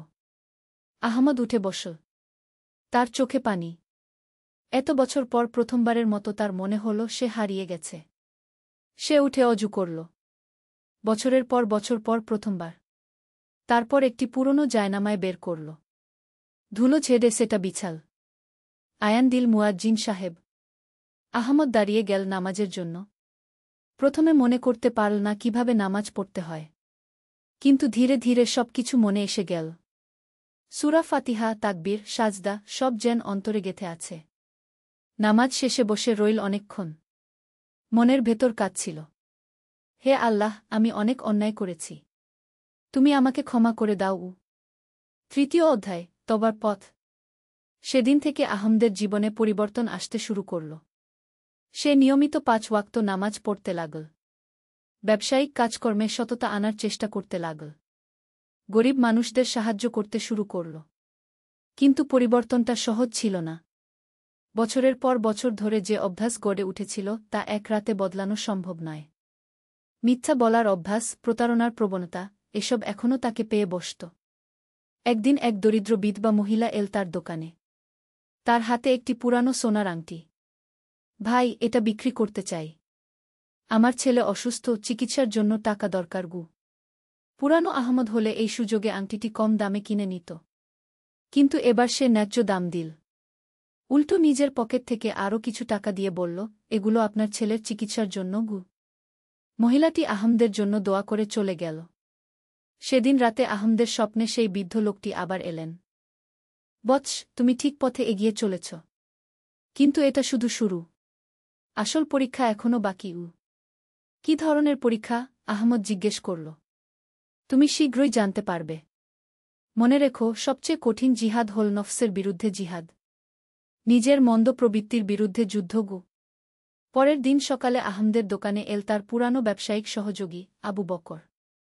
সে ছিল অত্যন্ত ধূর্ত ও প্রতারক। আহমদ ভাই, আজকাল আপনাকে খুব বদলে গেছে মনে হচ্ছে। আগের মতো আর চালাকি নেই কেন? আবু বকর হাসতে হাসতে বলল। আমি সত্যিকারের পথে ফিরে আসার চেষ্টা করছি, আহমদ জবাব দিল। আরে এসব ধর্মটর্ম ছাড়েন, ব্যবসায় এসব কাজ করে না। আমার কাছে একটা দারুণ অফার আছে গি। আবু বকর তারপর একটা পরিকল্পনা বলল যা সম্পূর্ণভাবে হারাম ও প্রতারণাপূর্ণ ছিল। এতে অনেক টাকা আয় হওয়ার সম্ভাবনা ছিল, কিন্তু গরিব মানুষেরা ক্ষতিগ্রস্ত হতো। আহমদের মন টালমাটাল হয়ে গেল। একদিকে প্রচুর অর্থ উপার্জনের সুযোগ, অন্যদিকে সদ্য খুঁজে পাওয়া সত্য পথ। সে কিছুক্ষণ চুপ করে রইল। কি ভাবছেন? এই সুযোগ হাতছাড়া করবেন? আবু বকর প্ররোচনা দিতে লাগল।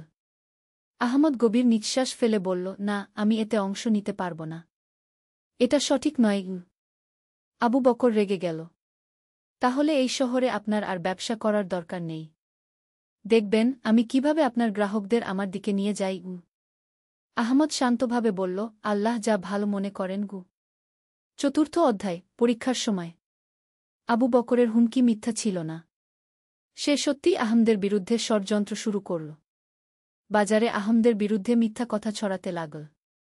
তার গ্রাহকদের বিভিন্ন প্রলোভন দেখিয়ে নিজের দোকানে আকর্ষণ করতে লাগল। আস্তে আস্তে আহমদের ব্যবসা কমতে লাগল। এক সপ্তাহেই তার আয় অর্ধেক হয়ে গেল। এক মাসের মধ্যে তার অবস্থা খুবই খারাপ হয়ে গেল। একদিন সন্ধ্যায় আহমদ তার দোকানে একা বসে হিসাব কষছিল। দেখল আর মাত্র 10 দিনের খরচ চালানোর মতো টাকা আছে। তারপর কি হবে? এমন সময় সেই বৃদ্ধ লোকটি এসে হাজির হলেন। এতদিন পর তাকে দেখে আহমদের মনে আনন্দ ও সাথে সাথে লজ্জা হল। আসসালামু আলাইকুম বৎস, বৃদ্ধ লোকটি বলল। ওয়ালাইকুমুস সালাম। আহমদ উঠে দাঁড়িয়ে সালামের জবাব দিল। কেমন আছো? আহমদের চোখে পানি এসে গেল। আল্লাহ রহমতে গু। ব্যবসার অবস্থা কেমন? খুবই খারাপ। আমি সৎ পথে চলতে চেয়েছি, কিন্তু বিপদে পড়ে গেছি। বৃদ্ধ লোকটি হাসলেন। বৎস, এটাই হল পরীক্ষা। আল্লাহ তায়ালা তার প্রিয় বান্দাদের পরীক্ষা করেন গু। তিনি তার পকেট থেকে আবার কিছু সোনার দিনার বের করে আহমদের হাতে দিলেন। এগুলো নাও। না, আমি পারব না। আপনি কে? আপনার সাথে আমার কোনো পরিচয় নেই গি। আমার পরিচয় জানার দরকার নেই। শুধু এটুকু জান যে আমি তোমার ভাল চাই। এই দিনারগুলো আল্লাহর পক্ষ থেকে রিজিক মনে কর গু। আহমদ কাঁদতে কাঁদতে দিনারগুলো নিল। আল্লাহ আপনার মঙ্গল করুন গো। বৎস, এখন শোনো। তোমার আসল পরীক্ষা শুরু হবে কাল থেকে। মনে রেখো, যা কিছু ঘটুক না কেন, আল্লাহর উপর ভরসা রাখবে গু। বলে তিনি চলে গেলেন। পঞ্চম অধ্যায়, আসল পরীক্ষা। পরের দিন সকালে আহমদ যখন দোকান দেখল পুলিশ এসে তার দোকান ঘিরে ফেলেছে। পুলিশ অফিসার বলল, আপনার বিরুদ্ধে চুরির অভিযোগ উঠেছে। আপনাকে আমাদের সাথে আসতে হবে গি। আহমদ হতভম্ব হয়ে গেল। কিসের চুরি?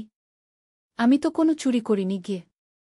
গতকাল রাতে আবু বকর সাহেবের দোকান থেকে বহু টাকা ও স্বর্ণালঙ্কার চুরি হয়েছে। তিনি বলেছেন আপনার সাথে তার শত্রুতা ছিল। আর সাক্ষীরা আপনাকে সেখানে দেখেছে গিয়ে। আহমদ বুঝে গেল এটা ষড়যন্ত্র।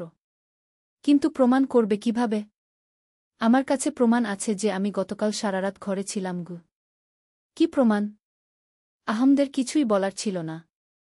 সে একা থাকত, কোনো সাক্ষীও ছিল না। পুলিশ তাকে গ্রেফতার করে কারাগারে নিয়ে গেল। কারাগারে বসে আহমদ ভাবতে লাগল, এ কেমন পরীক্ষা! সে সৎ পথে চলতে চেয়েছে, আর তার শাস্তি হল কারাগার। রাতে কারাগারের অন্ধকার কুঠরিতে আহমদ নামাজ পড়ল। তারপর দোয়া করল, হে আল্লাহ, আমি জানি না কেন এমনটা হল, কিন্তু আপনার উপর আমার ভরসা আছে। যা কিছু করেন ভালোর জন্যই করেন গু। কয়েকদিন পর কোর্টে তার মামলা উঠল। আবু বকর ও তার কিছু সাক্ষী আহমদের বিরুদ্ধে মিথ্যা সাক্ষ্য দিল। আহমদের পক্ষে কোনো উকিল ছিল না, কোনো সাক্ষীও ছিল না। বিচারক শুনানি শেষে রায় দিলেন যে আহমদের 7 বছরের কারাদণ্ড। আহমদ মাথা নিচু করে রায় শুনল। তার মনে কোনো রাগ বা হতাশা ছিল না, বরং অদ্ভুত এক প্রশান্তি। কারাগারে ফেরার পথে আহমদ মনে মনে বলল, আল্লাহু আলাম। আল্লাহই ভাল জানেন গু। ষষ্ঠ অধ্যায় কারাগারে নূরের সন্ধান। কারাগারে আহমদের জীবন একদম বদলে গেল। সেখানে ছিল নানা ধরনের অপরাধী, চোর, ডাকাত, খুনি। প্রথম প্রথম সবাই আহমদকে নিয়ে হাসাহাসি করত। এই নতুন বন্দী, তুই কি অপরাধ করেছিস? একজন জিজ্ঞেস করল। আমি কোনো অপরাধ করিনি, আহমদ শান্তভাবে বলল। হা হা হা, সবাই তাই বলে। কারাগারে নিরপরাধ কেউ থাকে না আগে। কিন্তু আহমদ কারো সাথে ঝগড়া করল না। সে নিজের কাজে নিজে ব্যস্ত রইল। নিয়মিত নামাজ পড়ত, কুরআন তেলাওয়াত করত। কয়েকদিন পর দেখল কারাগারে একটি পুরানো কুরআন মাজিদ আছে। আহমদ সেটা নিয়ে পড়তে শুরু করল। আস্তে আস্তে অন্যান্য বন্দীরাও তার কাছে আসতে শুরু করল। ভাই, তুমি কুরআন পড়তে পার? এক বন্দী জিজ্ঞেস করল। হ্যাঁ, আহমদ বলল। আমাদেরও শেখাবে? এভাবে আহমদ কারাগারে কুরআন শেখানো শুরু করল। প্রথমে দু-একজন, তারপর আরও বেশি। দেখা গেল অনেক বন্দী আসলে ভালো মানুষ, কিন্তু দারিদ্র্য ও অশিক্ষার কারণে তারা অন্যায় পথে গিয়েছে। আহমদ তাদের সাথে ইসলামের সৌন্দর্যের কথা বলত। জান্নাতের কথা, জাহান্নামের কথা, আল্লাহর রহমত ও ক্ষমার কথা। অনেকেই তওবা করে নতুন জীবন শুরু করার সিদ্ধান্ত নিল। একদিন কারাগারের সবচেয়ে ভয়ঙ্কর বন্দী, যার নাম ছিল কাসেম, আহমদের কাছে এল। সে ছিল একজন খুনি। অনেক মানুষকে হত্যা করেছে। আহমদ, আমি তোকে অনেকদিন ধরে লক্ষ্য করছি। তুই সত্যিই আলাদা। তোর মুখে একটা নূর আছে কি? আল্লাহর রহমত, আহমদ বলল। আমি অনেক খারাপ কাজ করেছি। অনেক মানুষকে মেরেছি। আল্লাহ কি আমাকে ক্ষমা করবেন? আহমদের চোখে পানি এসে গেল। ভাই, আল্লাহ তাআলা বলেছেন, হে আমার বান্দারা, তোমরা যারা নিজেদের উপর অত্যাচার করেছ, আল্লাহর রহমত থেকে নিরাশ হজো না। নিশ্চয়ই আল্লাহ সমস্ত গোনাহ ক্ষমা করে দেন। কাসেম কাঁদতে শুরু করল। কিন্তু আমি তো অনেক মানুষকে মেরেছি। তাদের হক কিভাবে আদায় করব? তুমি সত্যিকারের তওবা কর। আল্লাহর কাছে ক্ষমা চাও। আর যাদের সাথে অন্যায় করেছ তাদের পরিবারের সাহায্য কর যতটুকু পারু। কাসেম সেদিন থেকে নামাজ পড়া শুরু করল। কুরআন শিখতে লাগল। তার পুরো চরিত্র বদলে গেল। সপ্তম অধ্যায় অলৌকিক মুক্তি। আহমদ কারাগারে ৩ বছর কাটাল। এই ৩ বছরে সে প্রায় পুরো কারাগারকে পরিবর্তিত করে ফেল। বেশিরভাগ বন্দী এখন নামাজি হয়ে গেছে। কারাগারে ঝগড়াবিবাদ কমে গেছে। সবাই একে অপরকে সাহায্য করে। কারাগারের জেলার সাহেবও আহমদের পরিবর্তন দেখে অবাক হয়েছিলেন। তিনি নিজেও আহমদের কাছ থেকে অনেক কিছু শিখেছেন। একদিন সকালে হঠাৎ জেলার সাহেব এসে আহমদকে বললেন, আহমদ, তোমার মুক্তির আদেশ এসেছে গিয়ে। মুক্তি? কিভাবে? আসল চোর ধরা পড়েছে। সে স্বীকার করেছে যে আবু বকর তাকে দিয়ে চুরি করিয়ে তোমার নামে মিথ্যা মামলা দিয়েছিল। তোমার বিরুদ্ধে সব অভিযোগ বাতিল। আহমদ সাজদায় পড়ে গেল। আল্লাহুম্মা লাকাল হামদু। মুক্তির দিন সব বন্দী তাকে বিদায় দিতে এল। কাসেম কাঁদতে কাঁদতে বলল, ভাই, তুমি আমার জীবন বদলে দিয়েছ। তুমি চলে গেলে আমি কি করব? তুমি এখানে থেকেই আল্লাহর পথে মানুষকে ডাকতে থাক। আমি বাইরে থেকে তোমাদের জন্য দোয়া করব। কারাগার থেকে বের হওয়ার সময় আহমদ দেখল সেই বৃদ্ধ লোকটি গেটের সামনে দাঁড়িয়ে আছেন। তাকে দেখে আহমদের অন্তর আনন্দে ভরে গেল। আসসালামু আলাইকুম, বৃদ্ধ লোকটি বলল। ওয়ালাইকুমুসসালাম। আপনি এখানে? তোমাকে নিতে এসেছি গু। নিতে? কোথায়? চল, দেখবে গু। অষ্টম অধ্যায় নতুন জীবনের শুরু। বৃদ্ধ লোকটি আহমদকে শহরের একেবারে অন্য প্রান্তে নিয়ে গেলেন। সেখানে দেখল একটি ছোট কিন্তু সুন্দর দোকান। দোকানের সাইনবোর্ডে লেখা, আলামিন ট্রেডিং। এটা কার দোকান? আহমদ জিজ্ঞেস করল। তোমার। আমার? কিভাবে সম্ভব? তুমি যখন কারাগারে ছিলে তখন আমি তোমার নামে এই দোকান কিনেছি। এখানে তোমার নতুন জীবন শুরু হবে গু। আহমদের চোখে পানি। আপনি কে? কেন আমার এত উপকার করছেন? বৃদ্ধ লোকটি হাসলেন। এই প্রশ্নের উত্তর এখনো পাওয়ার সময় হয়নি। তুমি শুধু মনে রেখো, আল্লাহ তার নেক বান্দাদের কখনো একা ছেড়ে দেন না গি। দোকানে ঢুকে আহমদ দেখল সব জিনিসপত্র গোছানো। হিসাবের খাতা, টাকাপয়সা, পণ্যসামগ্রী সবকিছুই আছে। এই দোকানের টাকাপয়সা কোথা থেকে এল? কারাগারে থাকাকালীন তুমি যেসব মানুষের জীবন পরিবর্তন করেছিলে তাদের পরিবার থেকে। কাসেমের স্ত্রী তার স্বামীর পরিবর্তন দেখে খুশি হয়ে কিছু টাকা পাঠিয়েছে। অন্যান্যরাও পাঠিয়েছে। আর বাকিটা গু? বৃদ্ধ লোকটি থামলেন। বাকিটা? আল্লাহর পক্ষ থেকে কি? সেদিন থেকে আহমদ নতুন জীবন শুরু করল। সে সততার সাথে ব্যবসা করত। গরিব মানুষদের সাহায্য করত। প্রতিদিন দোকান বন্ধ করার আগে কিছু টাকা আলাদা করে রাখত দান খরাতের জন্য। আস্তে আস্তে তার দোকানের সুনাম ছড়িয়ে পড়ল। মানুষ জানত এখানে ন্যায্য দাম পাবে, কোনো প্রতারণা হবে না। দোকানে বরকত হতে লাগল। নবম অধ্যায়, পরিবার গঠন। আহমদ এখন 25 থেকে 28 বছরে পা দিয়েছে। তার মা তাকে বিয়ের জন্য পিডাপিডি করতে লাগলেন। বছর 3 কারাগারে কাটিয়েছিস, এখন জীবন সাজা। একটা ভালো মেয়ে দেখেছি। মেয়েটির নাম আয়েশা। বয়স 21। অত্যন্ত ধার্মিক ও চরিত্রবান। তার পিতা একজন আলেম। যখন আহমদের বিয়ের প্রস্তাব এল, আয়েশার পিতা প্রথমে চিন্তিত হলেন। আমি শুনেছি ছেলেটি কারাগারে ছিল। আহমদ নিজেই গিয়ে আয়েশার পিতার সাথে কথা বলল। সব সত্য কথা বলল, তার অতীত জীবন, কারাগারে যাওয়া, সেখানকার অভিজ্ঞতা এবং বর্তমানে তোবার পথে চলার কথা। আয়েশার পিতা আহমদের সততায় মুগ্ধ হলেন। বৎস, অতীত নয়, বর্তমান দেখতে হয়। তুমি এখন কেমন মানুষ, সেটাই আসল। বিয়ে হয়ে গেল আহমদের। আয়েশা ছিল এক আদর্শ স্ত্রী। সে আহমদকে আরও ভালো মানুষ হতে সাহায্য করত। দুজন মিলে নিয়মিত কুরআন তেলাওয়াত করত, একসাথে তাহাজ্জুদের নামাজ পড়ত। 1 বছর পর তাদের একটি সন্তান হল, একটি ছেলে। নাম রাখল ইউসুফ। ছেলেকে কোলে নিয়ে আহমদ কাঁদতে লাগল। কি হয়েছে? আয়েশা জিজ্ঞেস করল। আল্লাহ আমাকে কত কিছু দিয়েছেন। একসময় মনে হতো সব শেষ, আর আজ আহমদের গলা ভেঙে গেল। সেদিন রাতে স্বপ্নে সেই বৃদ্ধ লোকটি এলেন। তিনি বাচ্চা ইউসুফকে দেখছেন আর হাসছেন। বৎস, তুমি এখন পুরোপুরি পথ খুঁজে পেয়েছ। এই সন্তান হবে তোমার চোখের মণি। একে আল্লাহর পথে গড়ে তোলো। আপনি কি আর আসবেন না? আহমদ জিজ্ঞেস করল। আমার কাজ শেষ।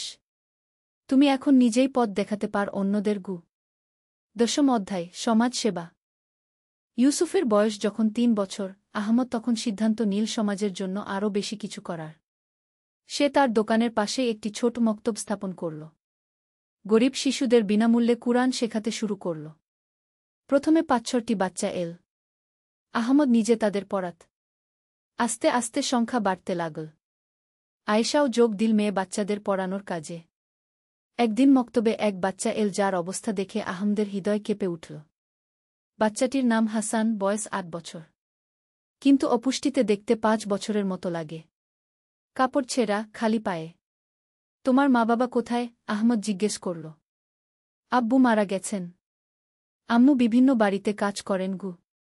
আহমদ সেদিনই হাসানকে নিয়ে তার মায়ের সাথে দেখা করতে গেল। দেখল এক ছোট্ট ভাঙা ঘরে মা ও ছেলে থাকে। মহিলাটি অত্যন্ত গরিব কিন্তু অনেক ধার্মিক। বোন, হাসানকে আমাদের মক্তবে পড়তে পাঠান। আর এটা নিন। আহমদ কিছু টাকা দিতে চাইল। না ভাই, আমি ভিক্ষা নিই না। এটা ভিক্ষা নয়। এটা হাসানের শিক্ষার খরচ। মহিলাটি কাঁদতে কাঁদতে দোয়া করল আহমদের জন্য। এভাবে আহমদ অনেক গরিব পরিবারকে সাহায্য করতে শুরু করল। কিন্তু সবসময় এমনভাবে করত যাতে তাদের আত্মসম্মানে আঘাত না লাগে। 11 অধ্যায়, বিপদের মোকাবেলা। আহমদের এই সব নেক কাজ দেখে আবার আবু বকরের মন খারাপ হল। সে বুঝতে পারল আহমদ এখন আগের চেয়েও বেশি সম্মানিত।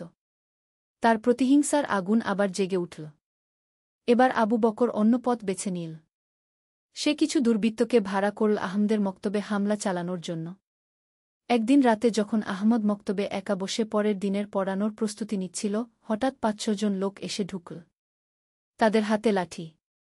তুই আহমদ? একজন জিজ্ঞেস করল। হ্যাঁ। কি চান আপনারা? আমরা এসেছি তোর এই মক্তবটা বন্ধ করে দিতে। কেন? এখানে তো ছোট বাচ্চারা পড়ে। আবু বকর সাহেব বলেছেন তোর এসব বন্ধ করতে হবে। আহমদ বুঝে গেল। আমি কারো ক্ষতি করছি না। শিশুদের শিক্ষা দিচ্ছি। আমাদের কথা শুনতে হবে। নইলে তারা লাঠি তুল। আহমদ ভয় পেল না। আল্লাহর রহমতে আমি এই কাজ করছি। আপনারা চাইলে আমাকে মেরে ফেলতে পারেন, কিন্তু এই মক্তব বন্ধ করব না গে। দুর্বৃত্তরা তাকে মারতে এগিয়ে এল। আহমদ চোখ বন্ধ করে কালিমা পড়তে লাগল। হঠাৎ শুনল কেউ চিৎকার করছে, থাম!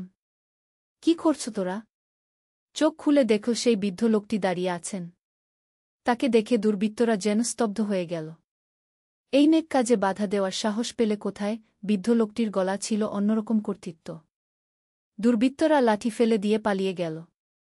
আপনি এখানে? আহমদ জিজ্ঞেস করল। তুমি বিপদে, আর আমি না আসব? আবু বকর আমাকে শান্তিতে থাকতে দিচ্ছে না গি। এই শেষবার। আবু বকরের আর সাহস হবে না তোমাকে বিরক্ত করার। পরের দিন সকালে শোনা গেল আবু বকর রাতারাতি শহর ছেড়ে চলে গেছে। তার দোকান বন্ধ করে দিয়ে অন্যত্র চলে গেছে। কেউ জানে না কেন। দ্বাদশ অধ্যায়, সন্তানের শিক্ষা। ইউসুফের বয়স এখন 10 বছর। সে অত্যন্ত ভাল ছেলে, নিয়মিত নামাজ পড়ে, কুরআন তেলাওয়াত করে। আহমদ তাকে নিয়ে প্রতি জুমার দিন মসজিদে যায়। একদিন ইউসুফ তার বাবাকে জিজ্ঞেস করল, আব্বু, আপনি কেন এত গরিব মানুষদের সাহায্য করেন? আহমদ ছেলেকে কোলে নিয়ে বসাল। বৎস, আমি একসময় খুব খারাপ মানুষ ছিলাম। আল্লাহ তায়ালা আমাকে হেদায়েত দিয়েছেন। এখন আমার কর্তব্য অন্যদের সাহায্য করা। আপনি খারাপ ছিলেন? কিভাবে? আহমদ ভাবল ছেলেকে কি পুরো সত্য বলবে না মিথ্যা বলবে। তারপর সিদ্ধান্ত নীল সত্য বলবে। তিনি ইউসুফকে তার পুরো জীবনের গল্প বল, কিভাবে সে দিন থেকে দূরে সরে গিয়েছিল, কিভাবে সেই বৃদ্ধ লোকটির সাথে পরিচয়, তবা, কারাগার, মুক্তি, সবকিছু। আব্বু, সেই বৃদ্ধ দাদুটিকে ছিলেন? ইউসুফ জিজ্ঞেস করল। আমি জানি না। তিনি কখনো নিজের পরিচয় দেননি গে। তিনি কি এখনো আসেন? মাঝে মাঝে স্বপ্নে দেখি গু। ইউসুফ গভীরভাবে ভাবল। আব্বু, আমার মনে হয় তিনি কোন অলি ছিলেন গু। হতে পারে। আল্লাহই ভাল জানেন গু। সেই রাতে ইউসুফ দোয়া করল, হে আল্লাহ, আমার আব্বুকে সেই সৎ পথেই রাখবেন গু। ত্রয়োদশ অধ্যায়, সম্প্রদায়ের নেতৃত্ব। আহমদ এখন 50-এর কাছাকাছি বয়সে পৌঁছেছে। তার মক্তব এখন বিরাট হয়েছে। প্রায় 200 বাচ্চা পড়াশোনা করে।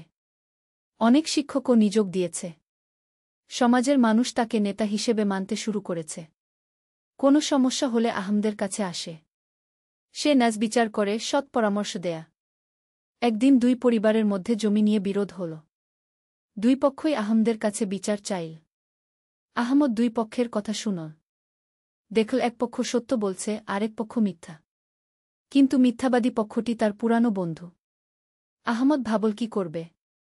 বন্ধুত্ব রক্ষা করবে নাকি ন্যায়বিচার করবে? সে মনে মনে আল্লাহর কাছে সাহায্য চাইল। তারপর সত্যের পক্ষে রায় দিল। বন্ধু রেগে গিয়ে বলল, আহমদ, তুমি আমার বিপক্ষে রায় দিলে? ভাই, আমি সত্যের পক্ষে রায় দিয়েছি গু। তাহলে আমাদের বন্ধুত্ব শেষ গ? আল্লাহর সন্তুষ্টির জন্য যদি দুনিয়ার সব বন্ধুত্ব হারাতে হয়, তাহলে তাই সই গু। বন্ধু চলে গেল। কিন্তু সমাজের অন্যান্য মানুষ আহমদের ন্যায়পরায়ণতা দেখে আরও বেশি সম্মান করতে লাগল। চতুর্দশ অধ্যায়, চূড়ান্ত পরীক্ষা। আহমদের বয়স এখন 55। ইউসুফ 15 বছরের যুবক, মাশাআল্লাহ অত্যন্ত নেককার। আয়েশা এখনও সুন্দরী ও পরহেজগার। হঠাৎ একদিন আয়েশা অসুস্থ হয়ে পড়ল। ডাক্তার দেখিয়ে জানা গেল তার ক্যান্সার হয়েছে। শেষ পর্যায়ের ক্যান্সার। কতদিন সময় আছে? আহমদ ডাক্তারকে জিজ্ঞেস করল। বড়জোর 3-4 মাস কি? আহমদের মাথায় আকাশ ভেঙে পড়ল। কিন্তু সে ধৈর্য ধরল। আল্লাহর ফয়সালা মেনে নিল। আয়েশাকে যখন জানানো হল, সে অত্যন্ত শান্তভাবে নিল। আলহামদুলিল্লাহ। আল্লাহ যা করেন ভালোর জন্যই করেন গু।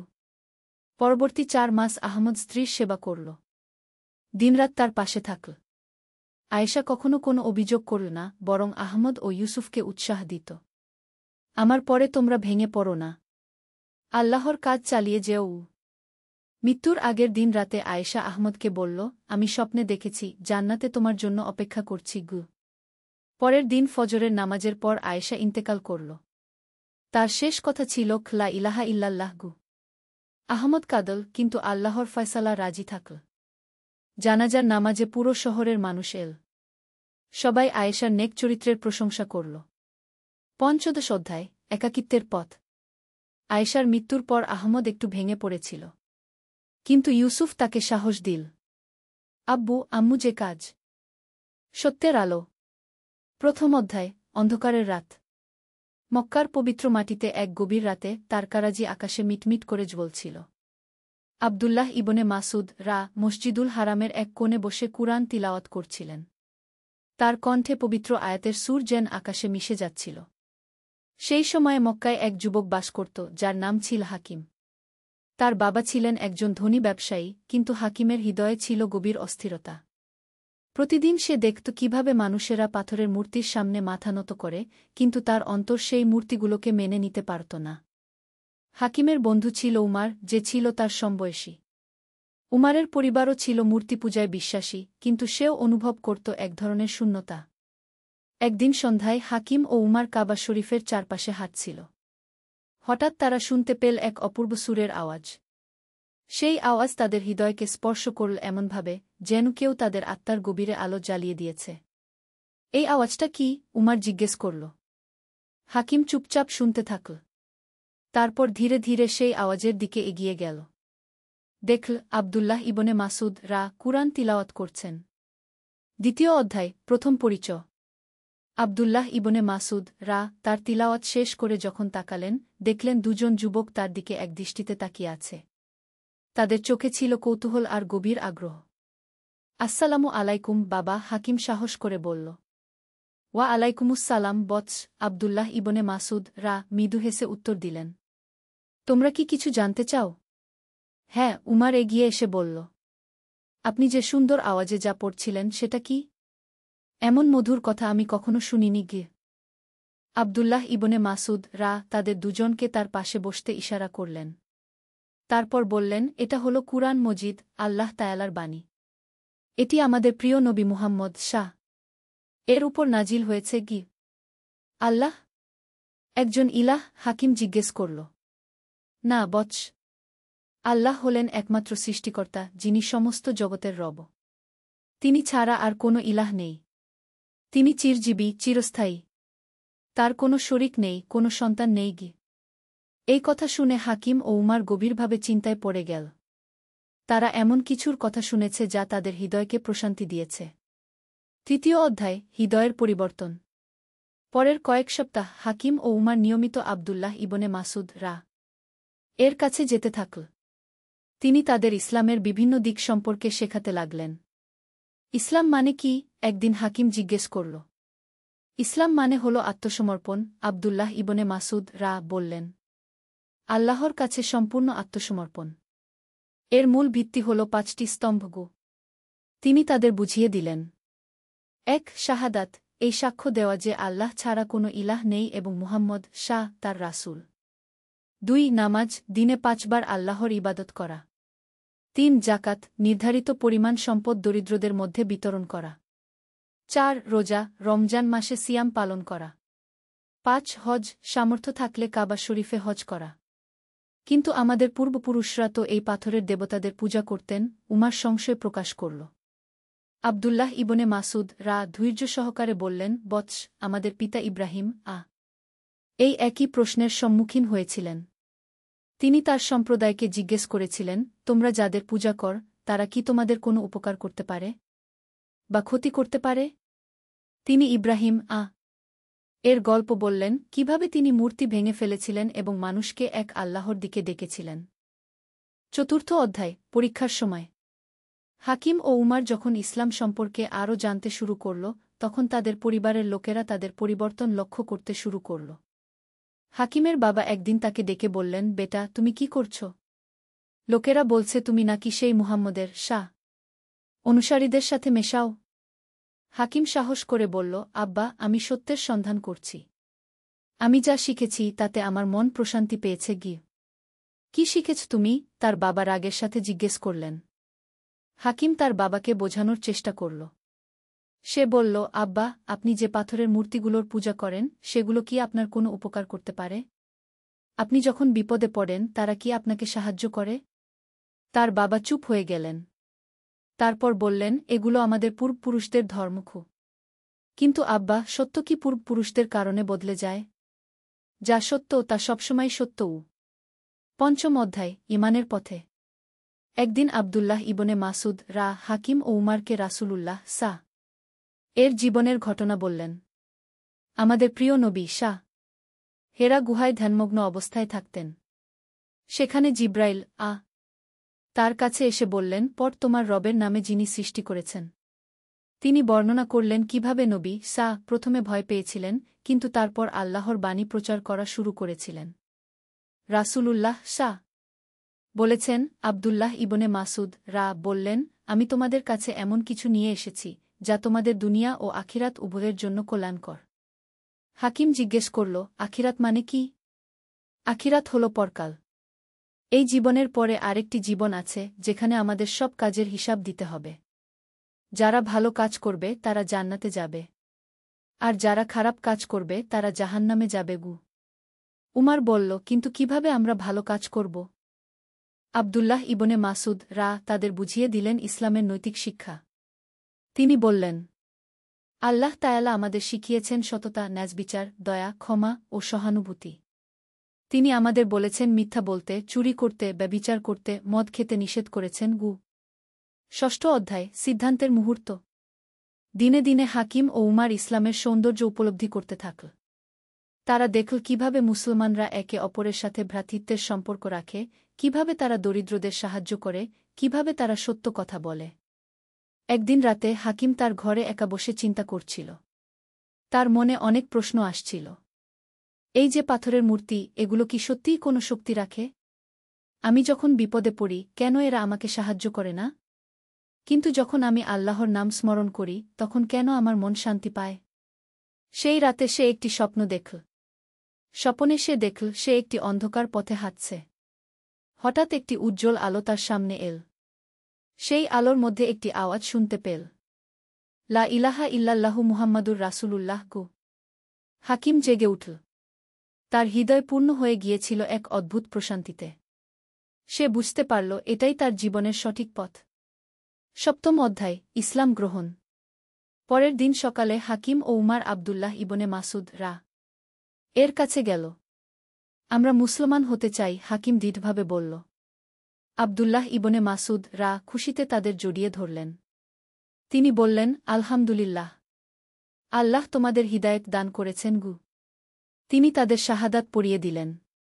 আশহাদু আল্লা ইলাহা ইল্লাল্লাহু ওয়া আশহাদু আন্না মুহাম্মাদান রাসূলুল্লাহ। আমি সাক্ষ্য দিচ্ছি যে আল্লাহ ছাড়া কোনো ইলাহ নেই এবং মুহাম্মদ আল্লাহর রাসূল। তারা যখন এই কালিমা পড়ল, তখন তাদের মনে হল যেন তাদের উপর থেকে এক বিরাট বোঝা নেমে গেছে। তারা অনুভব করল এক অপূর্ব হালকাতা ও প্রশান্তি। অষ্টম অধ্যায়, নতুন জীবনের শুরু। ইসলাম গ্রহণের পর হাকিম ও উমারের জীবনে এক বিপ্লব ঘটে গেল। তারা নিয়মিত নামাজ পড়তে শুরু করল। তারা শিখল কিভাবে অজু করতে হয়, কিভাবে নামাজে দাঁড়াতে হয়, কি পড়তে হয়। আবদুল্লাহ ইবনে মাসুদ তাদের কুরআনের বিভিন্ন সূরা শেখালেন। তারা শিখল সূরা ফাতিহা, সূরা ইখলাস, সূরা ফালাক, সূরা নাস। নামাজ হল মুমিনের মিরাজ। আবদুল্লাহ ইবনে মাসুদ তাদের বললেন, এর মাধ্যমে তুমি আল্লাহর সাথে সরাসরি কথা বলব। হাকিম প্রথমবার যখন নামাজে দাঁড়াল এবং কি আল্লাহু আকবার বলল, তখন তার চোখ দিয়ে পানি গড়িয়ে পড়ল।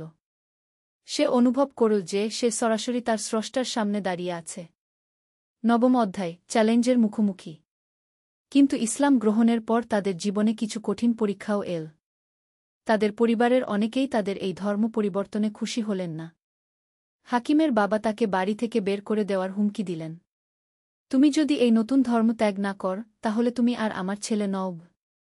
হাকিম ধৈর্য সহকারে তার বাবাকে বোঝানোর চেষ্টা করল। আব্বা, আমি আপনাকে অসম্মান করিনি। আমি শুধু আল্লাহর আনুগত্য করছি। ইসলাম আমাকে শিখিয়েছে আপনাদের আরও বেশি সম্মান করতে। সত্যিই ইসলাম গ্রহণের পর হাকিম তার বাবা মায়ের সাথে আরও ভালো ব্যবহার করতে শুরু করেছিল। সে তাদের সেবা করত, তাদের কথা শুনত, যদিও ধর্মীয় বিষয়ে মতপার্থক্য ছিল। উমারের অবস্থাও একই রকম। তার পরিবার তার উপর চাপ দিতে থাকল ইসলাম ছেড়ে দিতে। দশম অধ্যায়, ধৈর্যের পুরস্কার। আবদুল্লাহ